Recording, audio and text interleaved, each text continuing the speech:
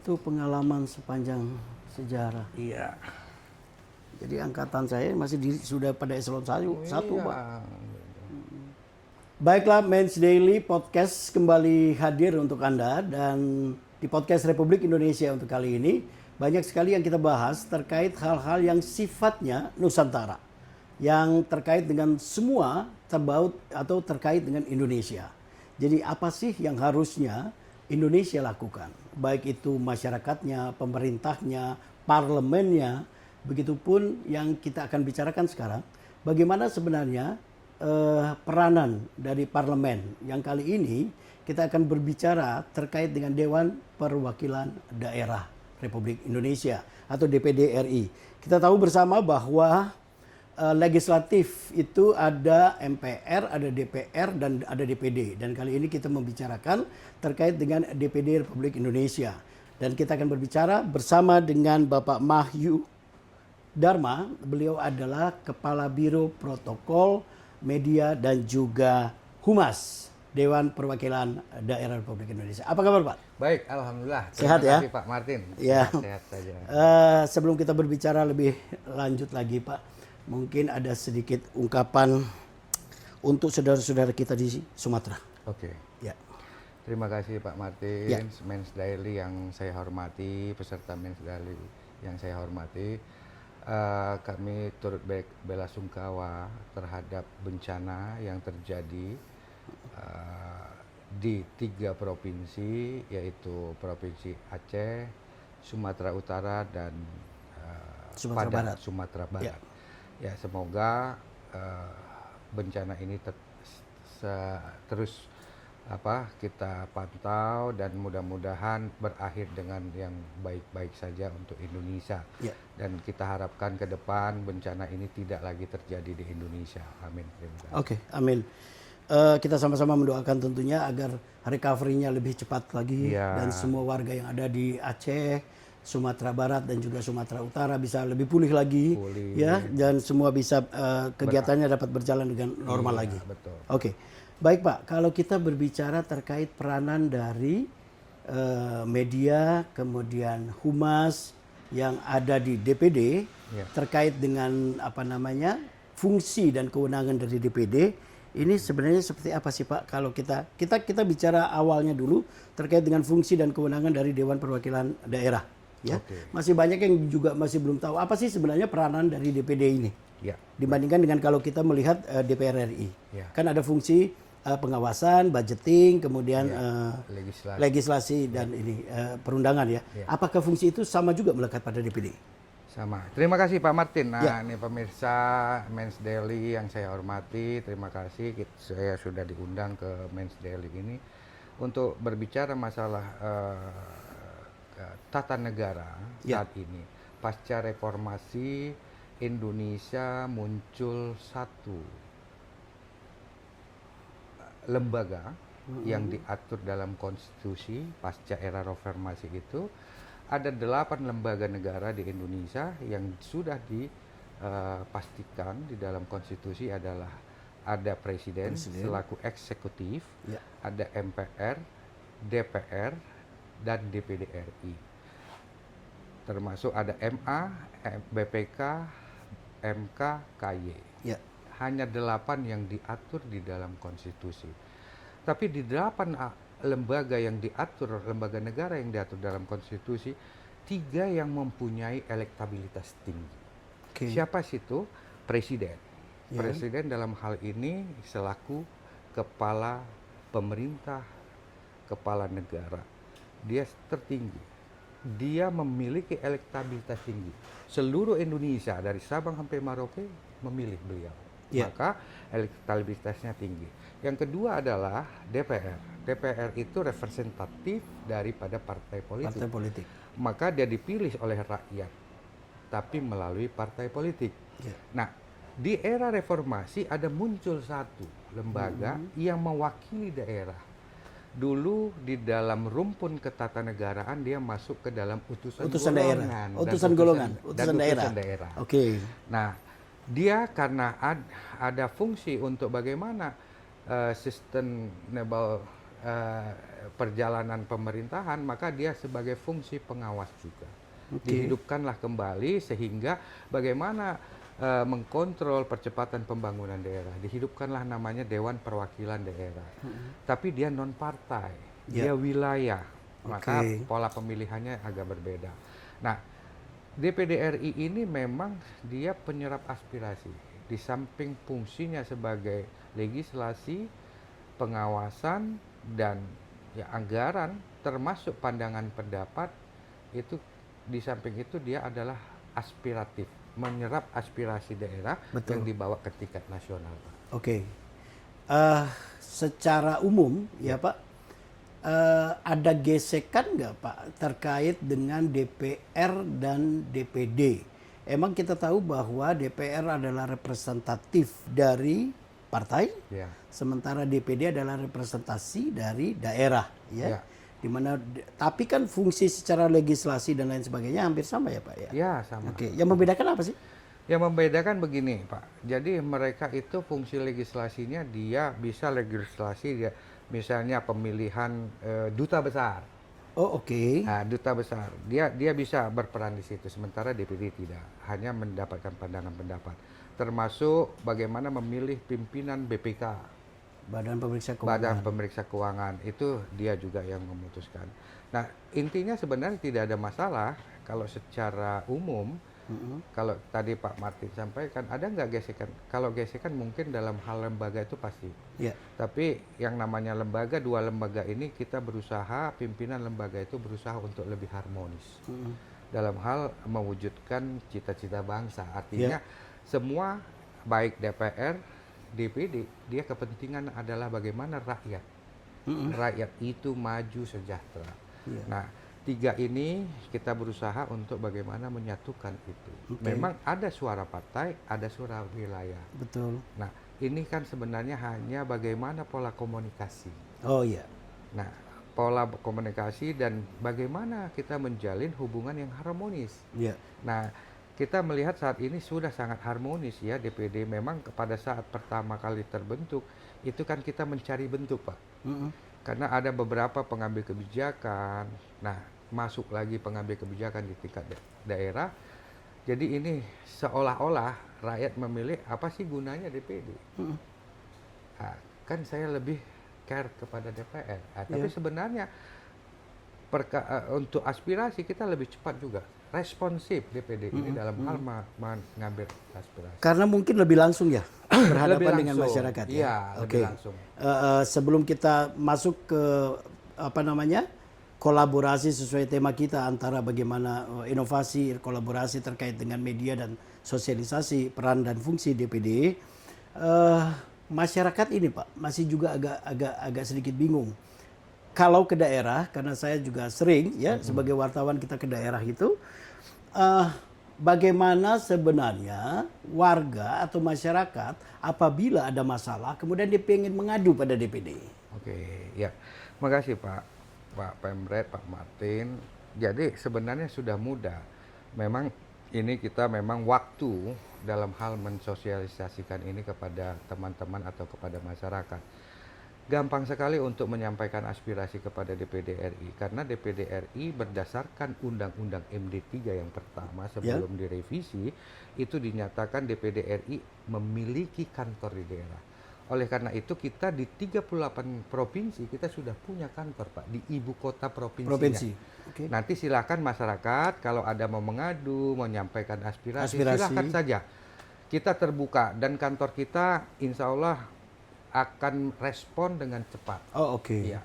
Kemudian akan diwakili oleh si anggota DPD tersebut. Iya. Dari provinsi tersebut. Betul. Ya? Jadi aspirasi tersebut nanti kita akan kompilasi dan kita sampaikan kepada 4 anggota DPD. Kenapa anggota DPD 4 setiap provinsi? Karena berdasarkan konstitusi pasal 22C itu menyatakan sepertiga dari jumlah anggota DPR. Oh oke. Itulah maka ditetapkan 4. Nah dengan bertambahnya provinsi dia bertambah. Awalnya 128, naik provinsinya menjadi 132, naik lagi 34, 36, Setelah itu sekarang ini anggota DPD RI 152 Ya, orang. iya, itu efek dari pemekaran wilayah ya. Pemekaran wilayah. Oke. Kemudian kita masuk ke dalam peran strategis nih Pak. Bagaimana sih DPD RI memandang peran strategi media dalam hal mensosialisasikan semua aktivitas dan kegiatan dari DPD?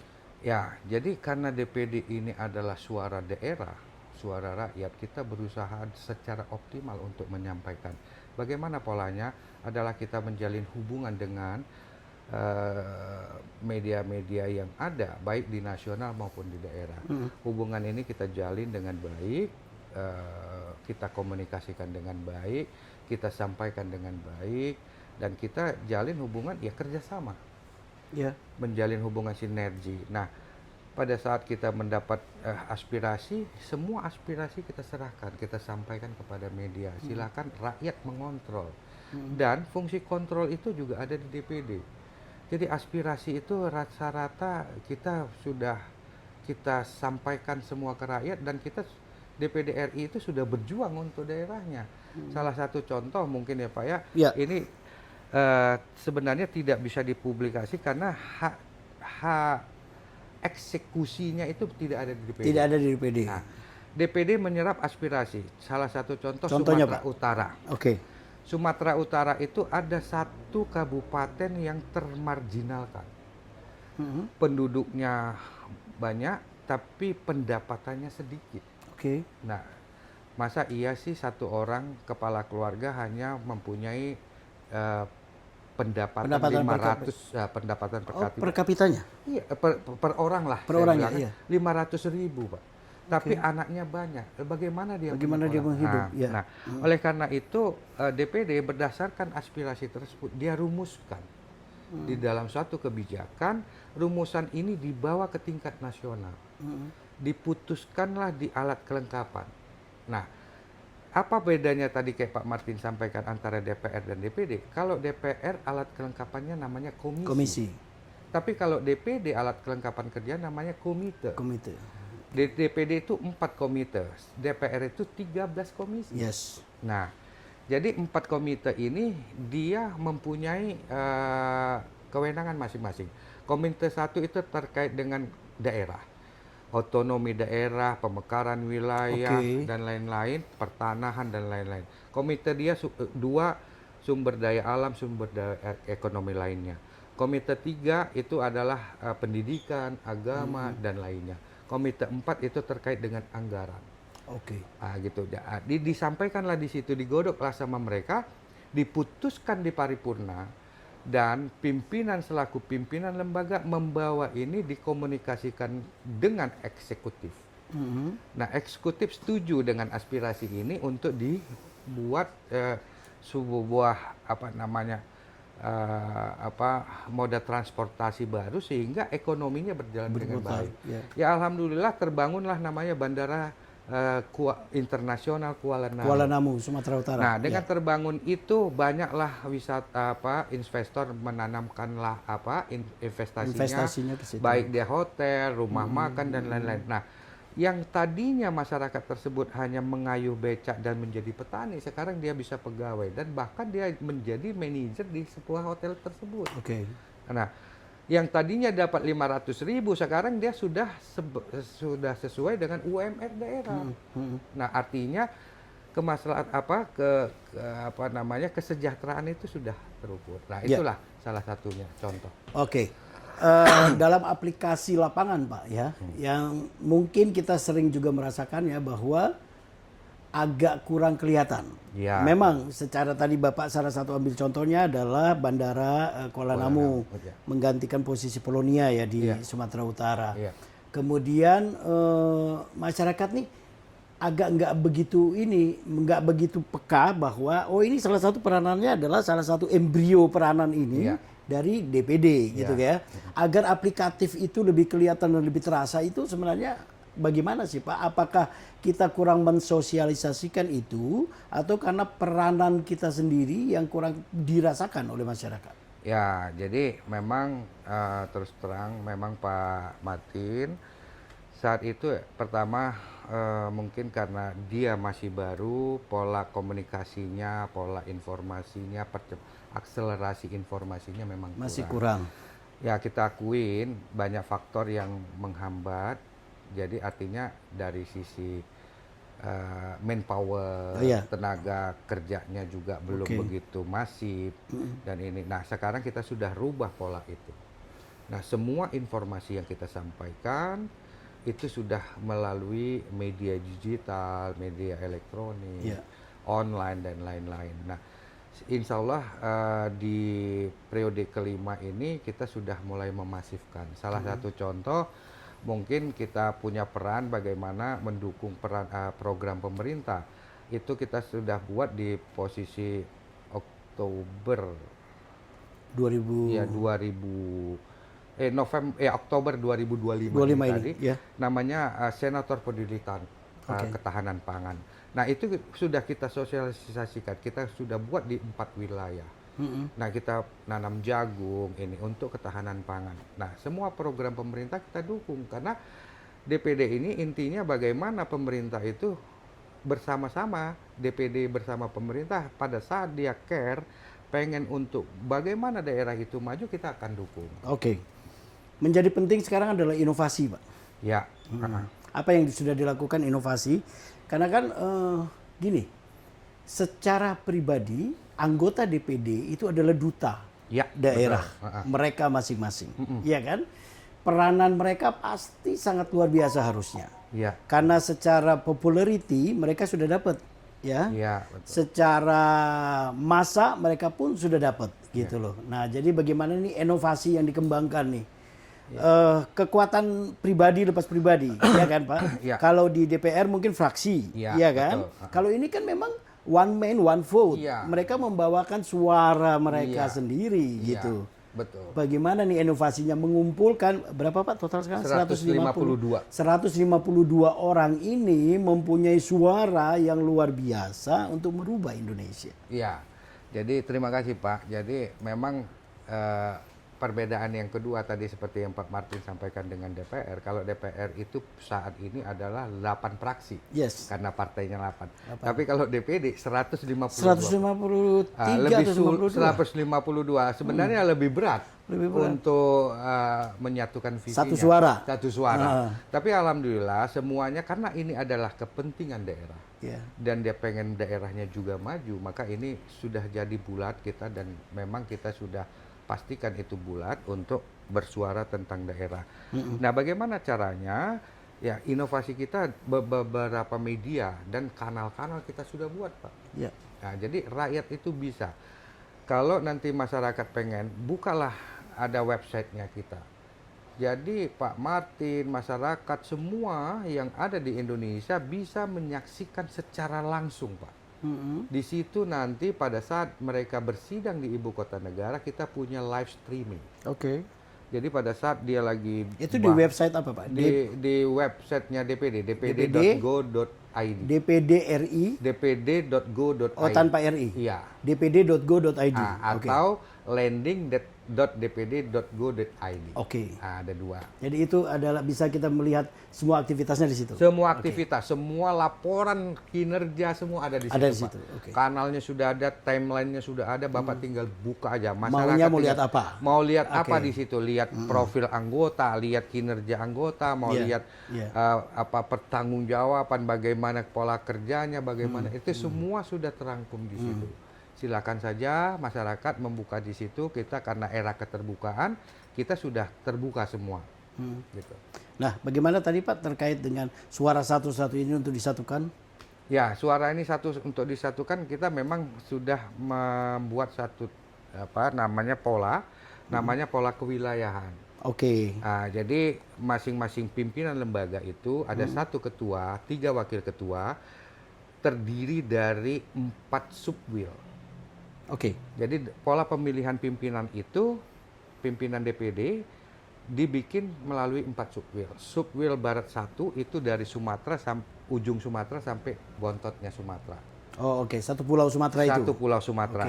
Barat 2 itu adalah Jawa dan Kalimantan. Mulai dari ujung Jawa sampai ujung Kalimantan. Timur 1 itu NTT sampai dengan Sulawesi. Mulai dari Bali. Bali. Iya. Bali sampai Ambon kalau nggak salah ya, Maluku. Oke, Maluku. Nah, timur 2 itu Papua terus. Papua, Ambon, Ambon, ya. iya. Maluku Tengah, Maluku Utara. Including Sulawesi. Oh, Sulawesi di timur satu. Including Sulawesi. Oke. Gitu. Ya. Nah, itu mereka sudah bersepakat dengan anggota Subwil itu. Dan itu suara diambil, dikelola jadi satu. Jadi koordinator Subwil itu terdiri dari pimpinan. Jadi kayak Ketua DPD RI Pak Sultan Bahtiar Najamuddin itu kan Subwil 1. Maka semua Sumatera di bawah koordinasinya dia. Subwil Barat 2 itu Bu GKR Ratu Hemas. Ibu Ratu. Ya. Itu di Jawa dan sampai dari Kalimantan. Itu semua itu di bawah koordinatornya dia. Subwil Timur 1 itu Pak Tamsil Lindro, Sulawesi. Timur 2 itu Pak Yoris Raweyai. Itu dia, Pak. Nah, suara semua yang person ini diangkat menjadi satu koordinator, dibicarakan oleh level pimpinan. Itulah yang akan digarap, didiskusikan dan diputuskan. Nah, menjadi peranan Bapak sebagai Kepala Biro Protokol Media dan juga Humas untuk mensosialisasikan hal tersebut. Iya kan, Pak? Melalui platform yang ada nih. Kita udah tahu sekarang, anak-anak sekarang gini. Masyarakat kita itu lebih melek pada media sosial, Pak. Iya, betul. Iya kan? Kemudian ada bonus demografi kita di tahun 2030 berikut ini adalah anak-anak muda yang begitu banyak. Betul. Ini menjadi sebuah pasar, pasar komunikasi. Betul. Dalam tanda kutip. Peranan DPD dalam hari ini di bironya Bapak nih memegang peranan penting itu loh, Pak. Iya, betul. Artinya Bapak punya tanggung jawab yang besar sekali untuk menyampaikan hal ini kepada para milenial, kepada para Gen Z dan lain sebagainya. Iya. Apa yang dilakukan, Pak? Terima kasih, Pak. Jadi untuk kita posisi bagaimana mengakomodir teman-teman milenial termasuk yang non milenial, kita sudah berbagai platform yang kita informasikan. Kita punya IG DPD RI. Oke. Nah, silahkan Anda memberikan komentar ke dalam IG DPD RI. Di situ sudah serba-serbi. Semua kegiatan DPD kita informasikan di situ. Apapun dia kegiatannya, baik dia seremoni maupun non seremoni. Itu semua sudah kita masukkan. Nah, silakan berikan ada komentar dari masyarakat dan kita silakan. Saya selaku Kepala Biro Protokol Humas dan Media siap dikritik, tapi kritiknya membangun, konstruktif. Nah, kalau membangun saya siap. Namanya kita juga lagi berupaya untuk bagaimana mensosialisasikan lembaga melalui kanal-kanal. Nah, ini perlu.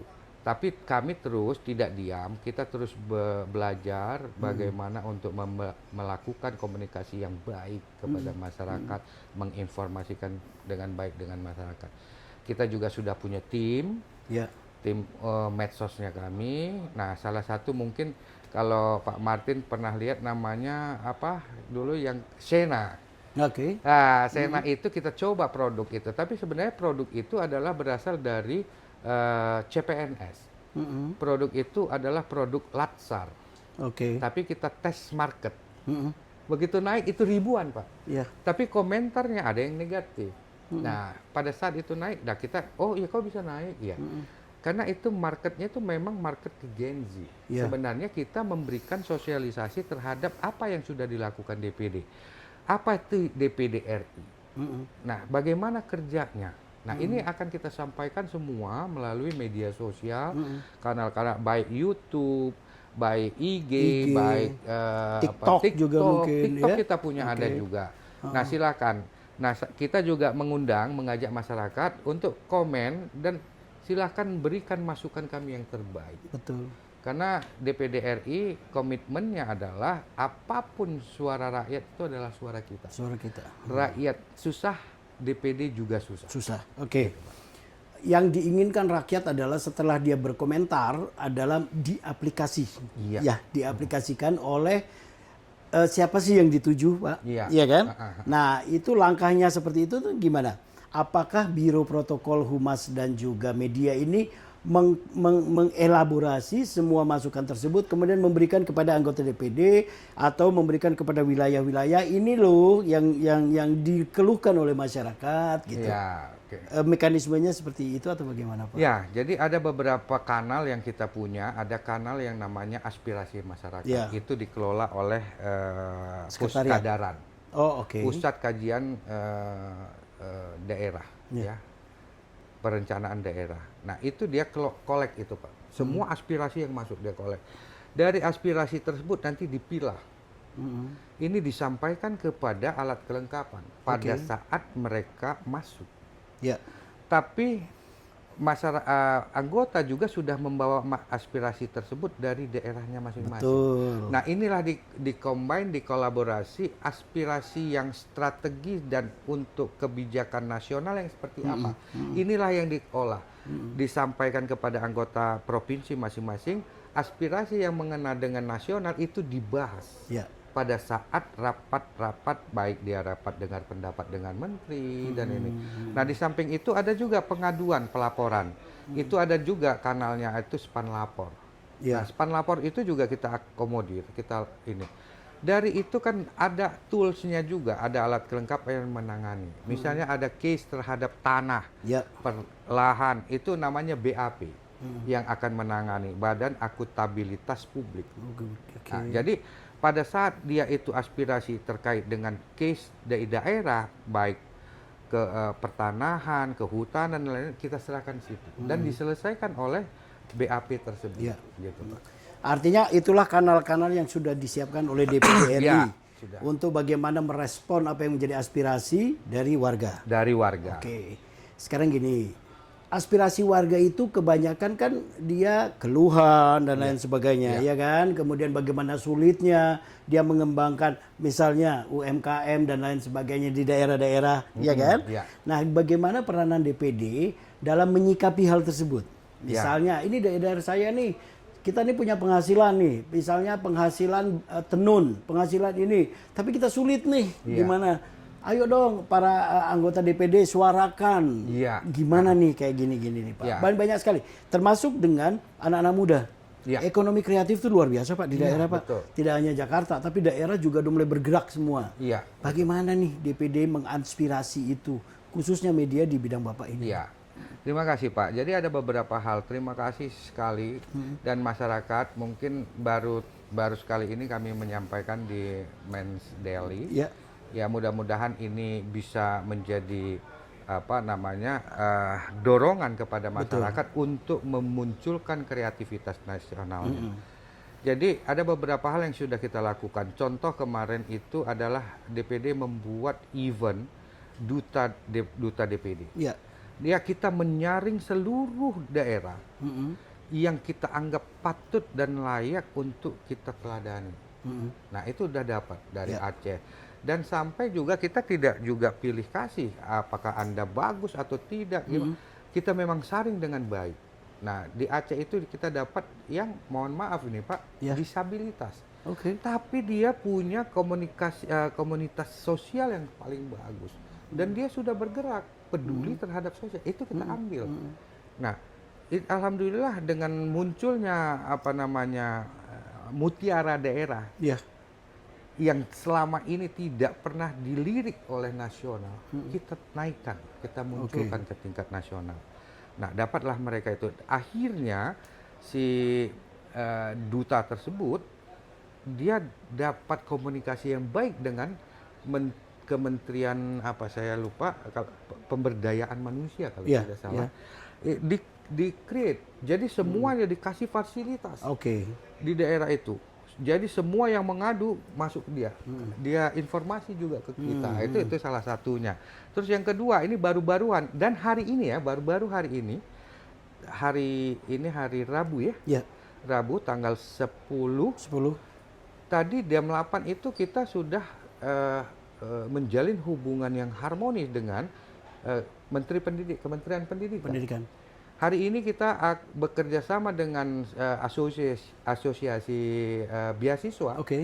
Kita membuat pertemuan dan banyak sekali, hampir ribuan orang masyarakat di daerah itu datang untuk mengejar beasiswa. kita berikan beasiswa kepada mereka. Luar biasa. Itu Pak, salah satu contoh. Artinya sudah banyak sekali tindakan nyata yang harusnya ya. Sudah banyak Pak. Sekarang bagaimana kita mensosialisasikan hal itu, iya kan Ya, Pak? betul, Pak. Jadi masyarakat bisa lebih paham. Ya, Yang menjadi keluhan dari masyarakat juga adalah, tolong dong fasilitasi DPD nih. Kita ini punya kreatif, kita punya sumber daya, tapi kita nggak punya duit nih, Ya. kita nggak punya modal nih. Nah, gimana sih sebenarnya peranan dari DPD mempertemukan ekosistem ini, Pak? Oke. Iya kan? Ya. Apakah itu dari luar negeri, apakah itu dari dalam negeri, investor dan lain sebagainya? Iya. Makasih Pak. Jadi kita beberapa hal sudah kita ambil langkah dan tindakan. Pertama, di masa periode kedua kita membuat namanya Regional Diplomatic Meeting. Yes. Kita kita mensosialisasikan potensi daerah. Ya. Dipasarkan. Dimarketkan kepada dunia negara sahabat. Oke. Pada saat Regional Diplomatic Meeting ini kita buat, itu kita mengundang seluruh duta besar, ada 130 duta besar untuk hadir dan menghadirkan kepala daerahnya ke situ. Oke. Nah, silahkan Anda improvisasi bagaimana potensi Anda, bagaimana Anda memarketingkan potensi ini sehingga investor datang. Alhamdulillah beberapa daerah dapat investor, misalnya Jawa Barat dapat, ini dapat. Nah, kita juga saat ini ya makanya menurut hemat kami DPD ini sangat welcome, terbuka. Apapun masyarakat keluhkan, apapun masyarakat inginkan kita akan tampung. Karena kita non partai, kita lebih gampang, agak lebih leluasa untuk melakukan sinergisitas dengan eksekutif. Nah, barusan ini saya dapat informasi, Pak, bagaimana UKM? Oke, silakan, ayo kita ketemukan. Betul. Saya akan angkat ini, saya akan bawa ke alat kelengkapan dan untuk disuarakan. Dan kita memang care terhadap itu. Kita pengen UMKM itu juga maju di seluruh daerah, bagaimana pandangan rakyat. Kita coba cari formulasinya yang terbaik. Namun demikian eksekusinya ada tetap di eksekutor pemerintah. Ya, kita kan hanya menyampaikan suara. Nah, eksekutornya adalah pemerintah sebagai eksekutif. Ya. Nah, bagaimana sih sebenarnya membina hubungan sinergitas antara DPD dengan pemerintah, termasuk dengan pemerintah daerah tentunya, sebagai tempat dari para senator ini menyuarakan aspirasi. Oke, ya terima kasih Pak. Jadi gini, kita sudah menjalin hubungan baik dengan pemerintah daerah, komunikasi kita bagus, sangat bagus, dengan DPRD-nya juga bagus, kan gitu. Kita sudah jadikan satu. Memang kita lagi mencari bentuk format apa yang sebaiknya kita kasih. Nah, beberapa hal kita sudah masuk, pangan kita sudah masuk, kita dorong bagaimana supaya efektif eksekutif ini menyalurkan potensi-potensi pangan ini kita salurkan. Kayak tadi misalnya Senator Peduli Ketahanan Pangan. Itu kita salurkan. Jadi kita koordinasi dan kolaborasi dengan Kementerian Pertanian. Nah, mereka menyerahkan bibit, pupuk, termasuk alsintannya ke daerah. Nah, ini sekarang insya Allah daerah itu sudah tertata. Walaupun memang posisi itu tidak seperti kita membalikkan telapak tangan. Jangan diminta hari ini hari harus terpenuhi, kan belum tentu. Belum tentu, ada proses. Ada prosesnya, proses administrasi, proses transportasi dan lain-lain. Tapi itulah upaya DPD untuk mensejahterakan masyarakat daerah. Gitu, Pak. Kita kembali lagi ke tusinya Bapak sebagai Kepala Biro Protokol, Humas, Media. Sekarang melihat bahwa mereka ini punya suara sendiri-sendiri nih Pak, 152 orang ini kan. Bagaimana sebenarnya mensinkronkan nih. Karena gini loh, pukulan itu kan tidak hanya kepada personalnya. Misalnya ada kritikan pedas gitu ya. Tidak hanya misalnya ke senator dari daerah A atau senator dari daerah B. Tetapi bagaimana sebenarnya DPD mengcounter isu-isu ini Pak. Makasih Pak. Jadi ini sebenarnya kita sudah create dengan baik. Banyak memang suara-suara. Karena kan DPD ini punya 152 fraksi. 152 fraksi. Uncontrol sebenarnya. Iya. Tapi kita bisa kontrol melalui Itu maksud saya. koordinator wilayah tersebut, wakil-wakil. Nah, makanya tetap kita akomodir. Silahkan Anda bersuara, tapi nanti kita akan coba luruskan. Oke, ya. Gitu, melalui baik platform media online, cetak, dan lain-lain. Mainstream dan juga media jadi sosial. ini kita coba jalin hubungan sehingga perjalanan kita lebih baik. Dan itu kritik itu sebenarnya dari beberapa anggota yang memang ya sentimental ya. Itu sebenarnya kritik membangun, Pak. Betul. Ya, mungkin dia merasa lama proses penanganannya. Jadi akhirnya dia keburu bersuara. Akhirnya Pak. dia keburu bersuara, padahal kita sudah. Cuman kan untuk merubah sesuatu itu kan tidak bisa gampang. Betul. Begitu. Kayak ini misalnya ada bencana di 3 provinsi, kan nggak gampang kita. Ya. Untuk tapi apapun cerita kita peduli, kita tanya, ada sumbangan, ada ini, silahkan kirim sana, kirim. Untuk bagaimana ini selesai segera. Ya. Kita bantu pemerintah untuk penyelesaian ini. Gitu. Contoh ya, saya lihat di media Pak, salah satu senator, nama komersialnya Komeng, Iya. ya kan? Kan beliau tuh datang ke Sumatera, gitu ya. Kemudian begitu banyak orang, begitu banyak orang yang ya di luar karena beliau adalah selebriti gitu ya, public figure, jadi foto dan lain sebagainya.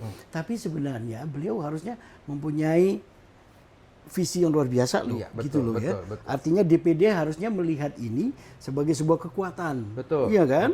Karena mereka ini adalah orang-orang daerah yang punya nama, punya kekuatan, punya power gitu ya. Jadi bagaimana sih sebenarnya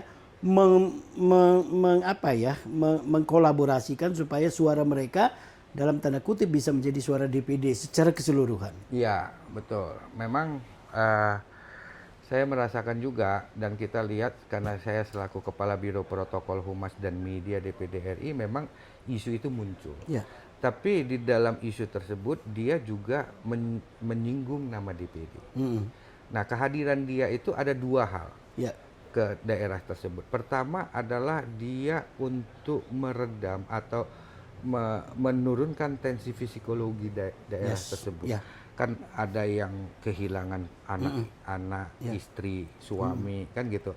Dia adalah mengkelirkan itu supaya Anda ini kan, karena dia seorang secara psikologis, secara psikologisnya itu dia akan bantu itu. Yang kedua, dia membawa nama DPD kolaborasi dengan PMI. Ya. Nah, itu kan kolaborasi dia. Dia peduli, tapi dia tidak punya tangan. Artinya tidak punya kekuatan. Nah, maka dia bawa PMI. Apa yang dibutuhkan di sana? PMI punya. Misalnya ada yang sakit, perlu donor darah. Dia yang bawa. Nah, dia menjadi duta saat itu. Duta PMI. Tapi secara fisikal dia adalah anggota DPD. Itu maksud saya. Jadi DPD itu mempunyai kekuatan yang luar biasa. Sangat luar biasa, Pak. Jadi manfaatkanlah mereka ini sebagai duta-duta itu ya, Pak ya. Iya, betul. Kemudian gini, tidak semua orang bisa berbicara di depan media. Betul. Apakah DPD mempunyai mekanisme misalnya memberikan pelatihan dulu Pak, dan lain sebagainya bagi mereka ini? Ya. Kami sudah untuk Strakom ya, strategi komunikasi kita sudah buat pelatihan. Jadi yang kita latih itu pertama adalah di saat orientasi. Ya. Pertama kali anggota menduduki jabatan di periode terakhir, setiap periode ya. Di periode pertama dia sebelum masuk kita berikan orientasi. Orientasi itu terkait dengan bagaimana kerja kamu di mana, alat kelengkapan apa, tusi alat kelengkapan, bagaimana kamu menyuarakan DPD, bagaimana kamu berkomunikasi dengan media, membuat rilis, itu kita udah kasih ke dia. Tapi tidak cukup dengan itu. Tenaga ahlinya juga kita kasih. Nah, itu dia. Tenaga ahlinya kita kasih juga pelatihan. Bagaimana caranya Anda membuat rilis yang bagus, membuat video kalau sekarang reels untuk IG yang bagus, itu udah kita latih. Tapi memang pelatihan itu harus terus continue. Pak. Karena kalau tidak, kalau dikasih ya nama manusia dikasih sekarang lupa dia Pak. Jadi kita kasih itu termasuk praktek, Pak. Iya. Jadi praktek itu mereka kita masukkan ke dalam satu grup media namanya. Jadi semuanya itu hasil karya dia masuk. Ya. Kita di dalam hal ini adalah Kepala Biro PHM, ada di bagian media. Itulah yang kita coba edit lagi, Pak. Kita perbaharui dari konteksnya, bahasanya, dari ininya, termasuk judul. Nah, begitu udah layak untuk jual, baru kita silahkan kamu minta approval dari anggota untuk ditayangkan. Kita bantu untuk nayangkan itu, Pak. Jadi alhamdulillah semua anggota itu juga sudah bersuara.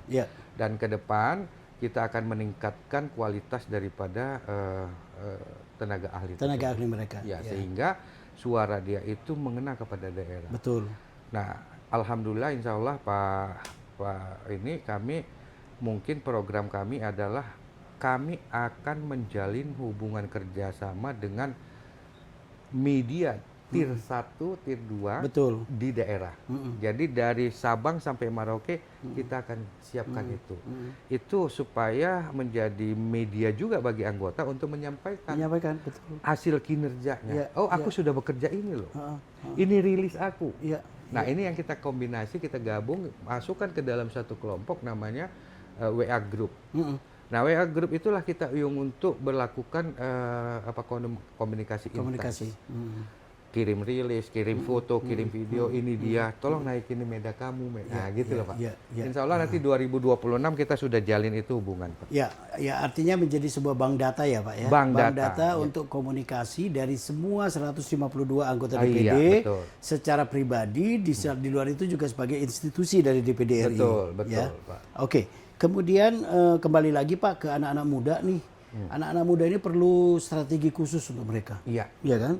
Strategi apa sih, Pak, yang dilakukan oleh DPD untuk khusus bagi mereka ini? Karena kalau kita ngomong terkait literasi, terkait ini agak masih kurang ya. Usahanya apa, Pak? Nah, jadi untuk kaula muda, untuk Gen Z dan lain-lainnya, kami sudah siapkan. Kita sudah punya manpower yang bagus. Tahun 2025 ini kita sudah meng-hire 221 CPNS yang usianya usia Gen Z. Dan dia punya keahlian dalam hal komunikasi sosial. Nah, kita udah rekrut itu, ya alhamdulillah mungkin tim ini yang akan membuat informasi yang menarik bagi teman-teman Gen Z. Dan ini juga kita terus latih, jadi kelompok ini sudah kita bentuk. Betul. Tapi kan membentuk ini tidak gampang, perlu juga ada edukasi, diberikan pendidikan lagi. Nah, peningkatan kapasitas dia, bagaimana cara komunikasi yang baik, bagaimana membuat yang baik. Nah, ini udah kita latih. Insya Allah 2026 ini semua terpenuhi.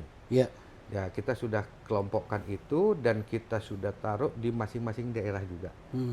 Jadi teman-teman yang CPNS 221 orang ini kita sudah supply ke daerah untuk dia berinteraksi langsung dengan anggota dan masyarakat melalui media sosial. Betul. Nah, dia tidak face to face, tapi apa yang dia serap, apa yang sudah dilakukan anggota dituangkan ke dalam suatu wadah bentuk digital. Ini dikirim, baik dia online, baik dia digital IG, TikTok, itu sudah dikelola. Nah, mudah-mudahan 2026 ini kita berharap sudah masif pemberitaan terhadap kinerja DPD lebih baik, Pak. Saya sebenarnya ada sedikit rasa pengen ini loh, Pak, kita buka platform media yang bisa komunikatif, misalnya di hari tertentu, misalnya curhat DPD gitu kan, misalnya, itu boleh. Juga penting, Pak. Kita buka satu kanal, misalnya siapapun di hari ini jam segini sampai segini ungkapkan secara ke ini. Dan ada anggota DPD yang menyikapinya, misalnya per wilayah deh. Oke, untuk minggu pertama di bulan ini kita buka masyarakat, ayo menghubungi selama 3 jam, let's say wilayah 1, wilayah barat 1, wilayah barat 2, ya mungkin kayak begitulah ya.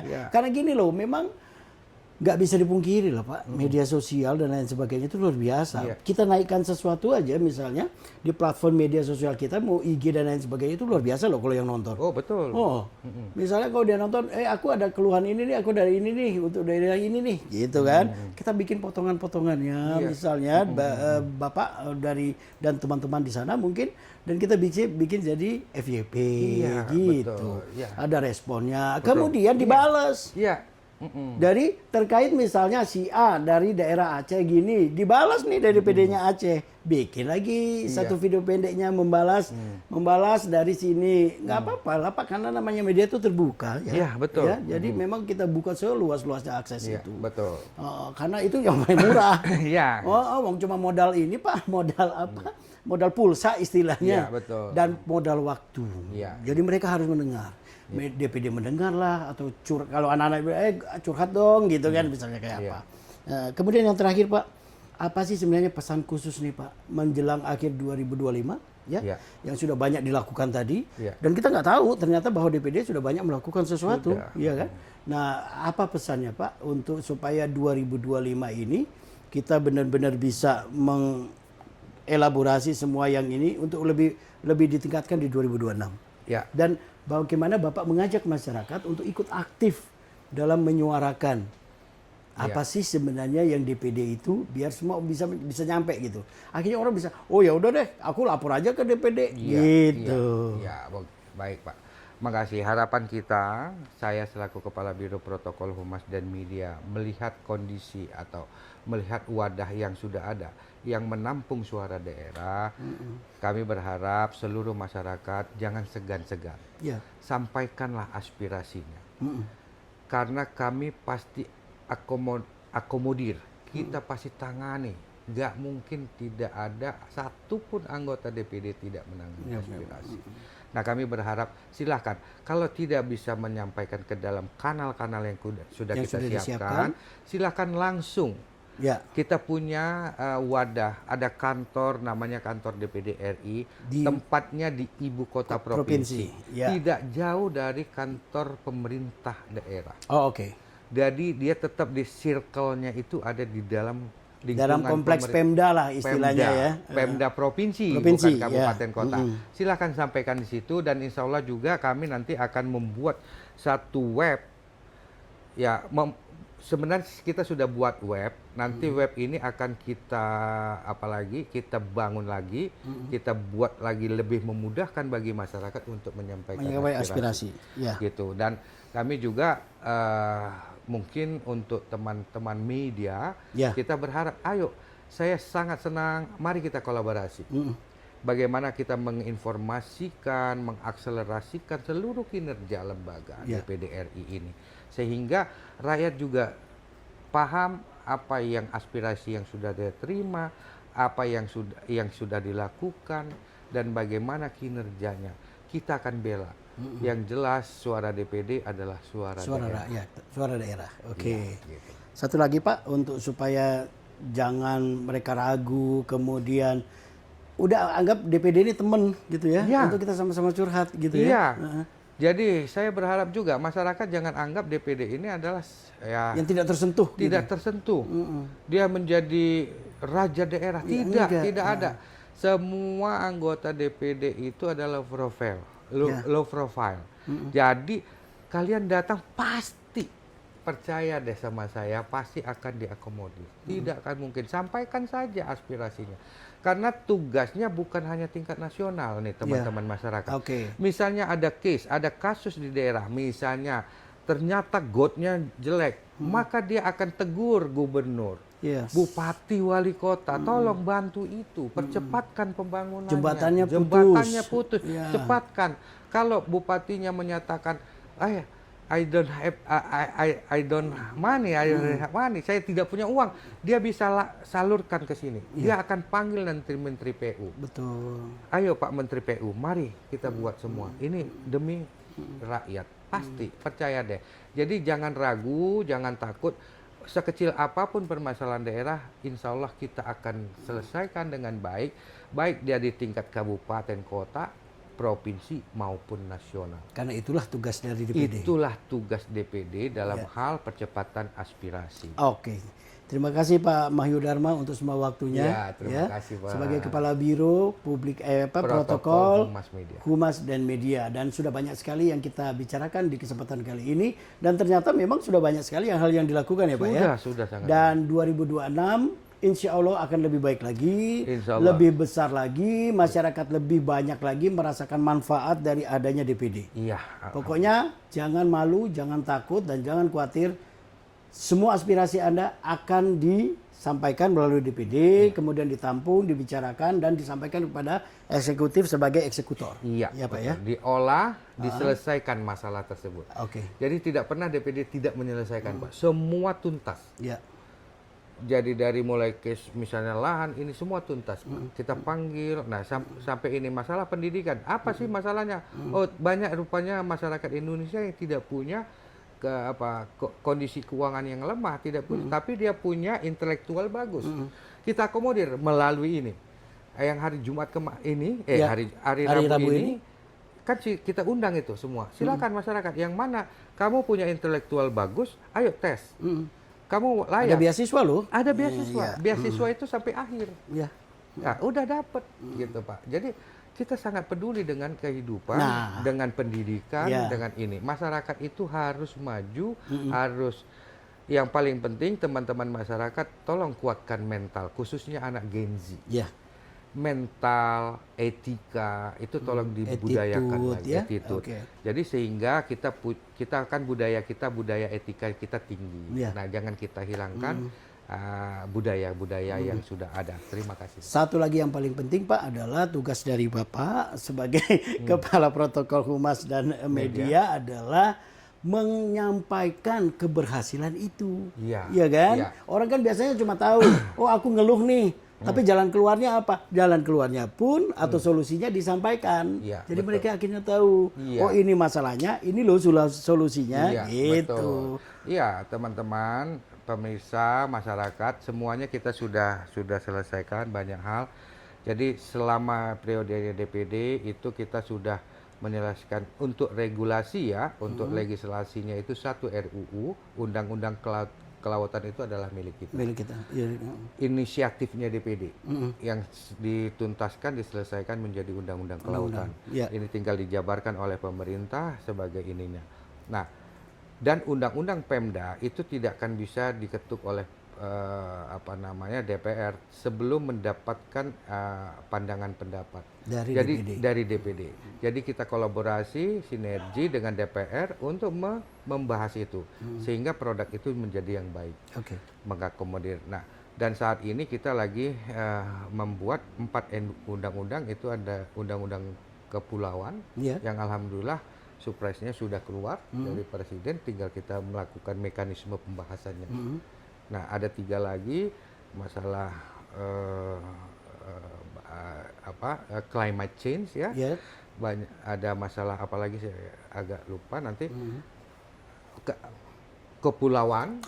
Nah, sama satu lagi masalah, ada 3 itu. Tapi yang jelas surprise kemarin sudah keluar dari Pak Presiden dan Bu Puan dari DPR sudah bersurat ke DPR untuk dibahas bersama-sama. Nah, mudah-mudahan undang-undang ini benar-benar menyerap ya aspirasi daerah. Semua.